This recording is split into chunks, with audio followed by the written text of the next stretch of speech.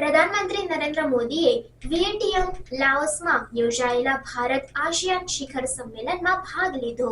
પ્રધાનમંત્રી નરેન્દ્ર મોદીએ 10 ઓક્ટોબર 2024ના રોજ વિયેટિયમ લાઓસમાં યોજાયેલા ભારત આસિયાન શિખર સંમેલનમાં ભાગ લીધો.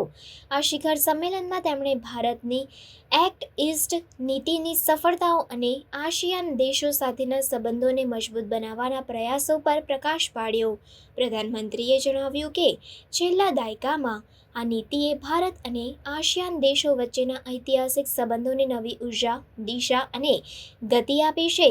તેમણે આસિયાનના કેન્દ્રીયતાને મહત્વ આપીને 2019માં શરૂ કરેલી ઇન્ડો-પેસિફિક ઓશન ઇનિશિયેટિવની પણ ચર્ચા કરી. મોદીએ જણાવ્યું કે છેલ્લા 10 વર્ષમાં ભારત અને આસિયાન વચ્ચેનો વેપાર લગભગ બમણો થયો છે અને $130 અબજને પાર કરી ગયો છે. તેમણે જણાવ્યું કે ભારતે આસિયાનના 7 દેશો સાથે સીધી ફ્લાઇટ કનેક્ટિવિટી સ્થાપિત કરી છે અને ટૂંક સમયમાં બ્રુનેઈ માટે પણ સીધી ફ્લાઇટ શરૂ થશે. પ્રધાનમંત્રીએ જણાવ્યું કે ભારત અને આસિયાન દેશો વચ્ચેના સહકારને મજબૂત બનાવવા માટે વિવિધ ક્ષેત્રોમાં ફંડની સ્થાપના કરવામાં આવી છે, જેમાં સાયન્સ અને ટેકનોલોજી ફંડ, ડિજિટલ ફંડ અને ગ્રીન ફંડનો સમાવેશ થાય છે. તેમણે ઉમેર્યું કે ભારત અને આસિયાન દેશો વચ્ચેનો સહકાર હવે પૃથ્વીથી અંતરિક્ષ સુધી વિસ્તર્યો છે અને 2022માં તેને કોમ્પ્રિહેન્સિવ સ્ટ્રેટેજિક પાર્ટનરશિપના દરજ્જા પર ઉંચકવામાં આવ્યો છે. મોદીએ જણાવ્યું કે 21મી સદી એ એશિયન સદી છે અને ભારત અને આસિયાન દેશો માટે આ સદી વિશેષ મહત્વની છે. આ શિખર સંમેલનમાં પ્રધાનમંત્રીએ આસિયાન દેશોના વડાપ્રધાનને સફળ અધ્યક્ષપદ માટે અભિનંદન આપ્યા અને ભારત આસિયાન ભાગીદારીને નવી દિશા આપવા માટે આશાવાદ વ્યક્ત કર્યો. Your Excellency, Prime Minister Somdetch Siphandone, Your Majesty, Excellencies, नमस्कार.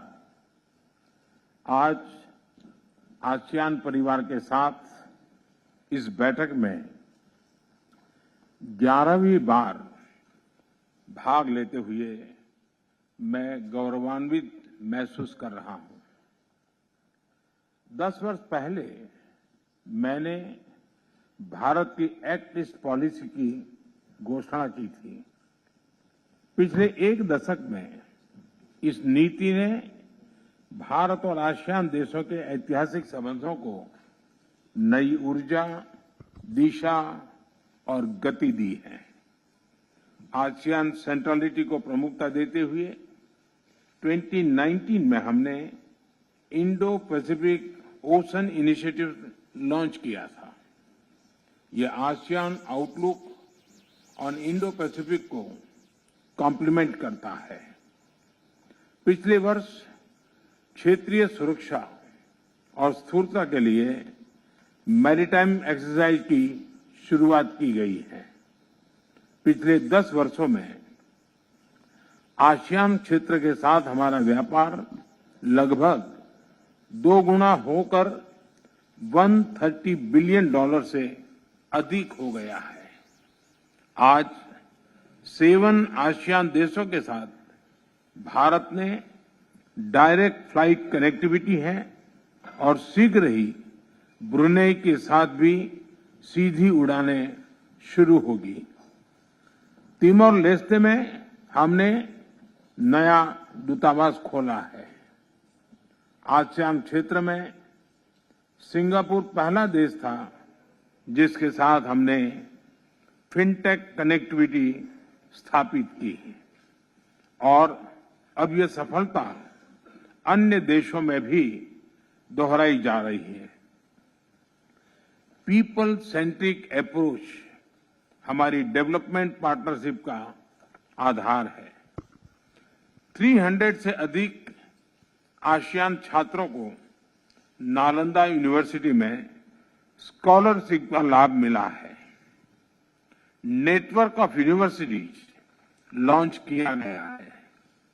लाओ, कंबोडिया, वियतनाम, म्यांमार, इंडोनेशिया में साझी विरासत और धरोहर के संरक्षण के लिए काम किया गया है। कोविड महामारी हो या फिर प्राकृतिक आपदा, मानवीय दायित्व उठाते हुए हमने एक दूसरे को सहायता दी है। विभिन्न क्षेत्रों में सहयोग के लिए science and technology fund, digital fund और ग्रीन फंड स्थापित किए गए हैं। भारत ने इनमें $30 मिलियन से अधिक का योगदान किया है। परिणाम स्वरूप आज हमारा सहयोग अंडर वाटर से लेकर स्पेस तक फैला है। यानी पिछले दशक में हमारी भागीदारी हर प्रकार से व्यापक हुई है और ये प्रसन्नता का विषय है कि 2022 में हमने इसे कॉम्प्रिहेंसिव स्ट्रेटेजिक पार्टनरशिप का दर्जा दिया था। साथियों, हम एक दूसरे के पड़ोसी हैं, ग्लोबल साउथ के साथी सदस्य हैं और विश्व में तेज गति से ग्रो करने वाला क्षेत्र है। हम शांतिप्रिय देश हैं, एक दूसरे की राष्ट्रीय अखंडता और संप्रभुता का सम्मान करते हैं और अपने युवाओं के उज्जवल भविष्य के प्रति हम कमिटेड हैं। मेरा मानना है कि 21वीं सदी एशियन सेंचुरी भारत और आसियान देशों की सेंचुरी है। आज जब विश्व के कई हिस्सों में संघर्ष और तनाव की स्थिति है, तब भारत और आसियान की मित्रता, समन्वय, संवाद और सहयोग बहुत ही महत्वपूर्ण है। आसियान की सफल अध्यक्षता के लिए मैं लाओ पीडीआर के प्रधानमंत्री सोनसाई सिपांदोन को हार्दिक बधाई देता हूं। मुझे विश्वास है कि आज की हमारी बैठक भारत और आसियान साझेदारी में नए आयाम जोड़ेगी। बहुत बहुत धन्यवाद।